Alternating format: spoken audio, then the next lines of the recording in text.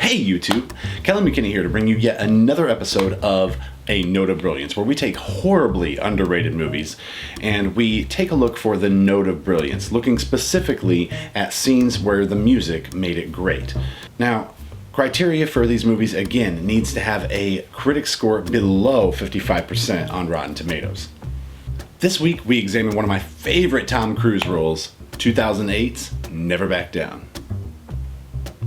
Wait, that's not a Tom Cruise role?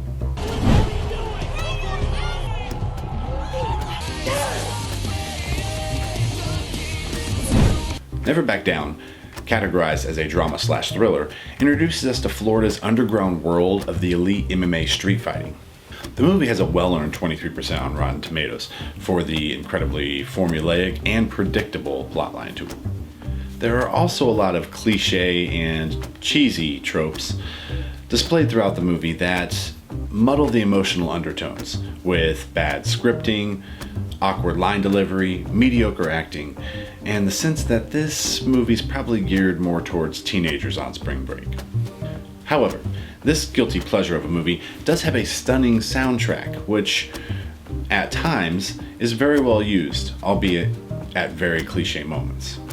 Jake Tyler, played by Sean Ferris, is a high-ended athlete from Iowa with a chip on his shoulder and enough guilt about his father's death to stop the juggernaut. I'm the juggernaut, bitch!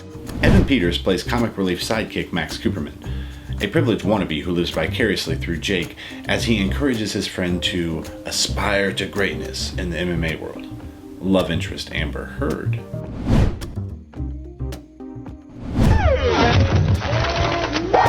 is also in the film, and that's pretty much it. She's in it.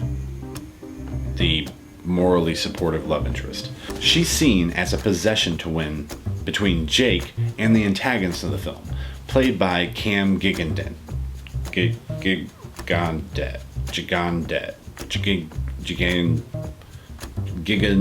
Cam G. Amber and Cam are given the worst roles in the film, bland and one-dimensional.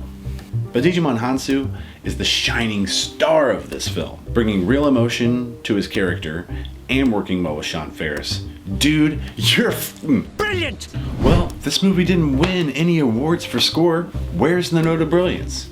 Well, there are two scenes, both accented by excellent lyric placement over emotional scenes that earn it that drama genre designation.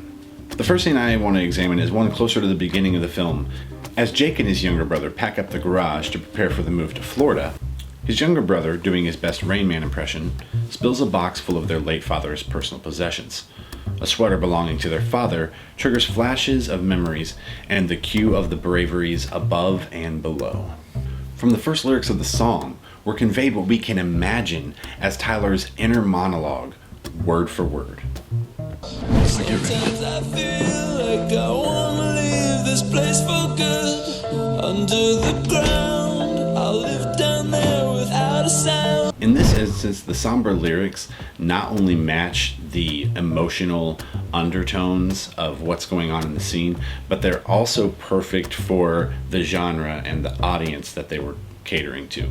They also fill an odd double entendre because it's not only Tyler's emotions, but leaving this place for good is exactly what Tyler's family actually does.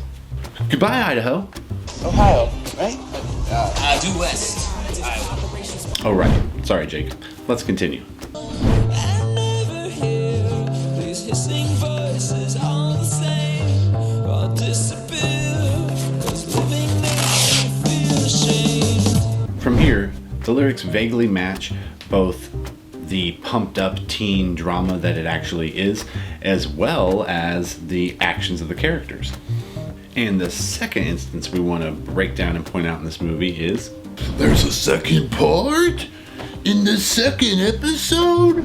yes, at the height of it all, when Jake's friend has been hurt, after he made poor Digimon cry and received the acceptance from his mother, Jake adorns his father's sweater and storms out to face his demons and end all conflict in his life ever.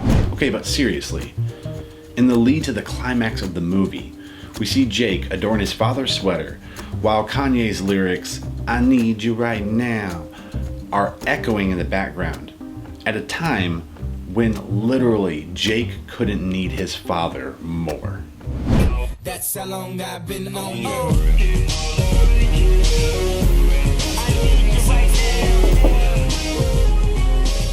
Man. I was wondering.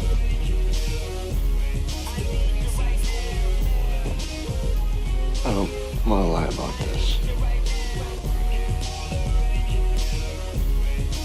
I'm not gonna ask you to.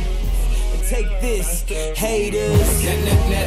And so, despite all your imperfections, we take a look at 2008's Never Back Down, and we say, Brilliant!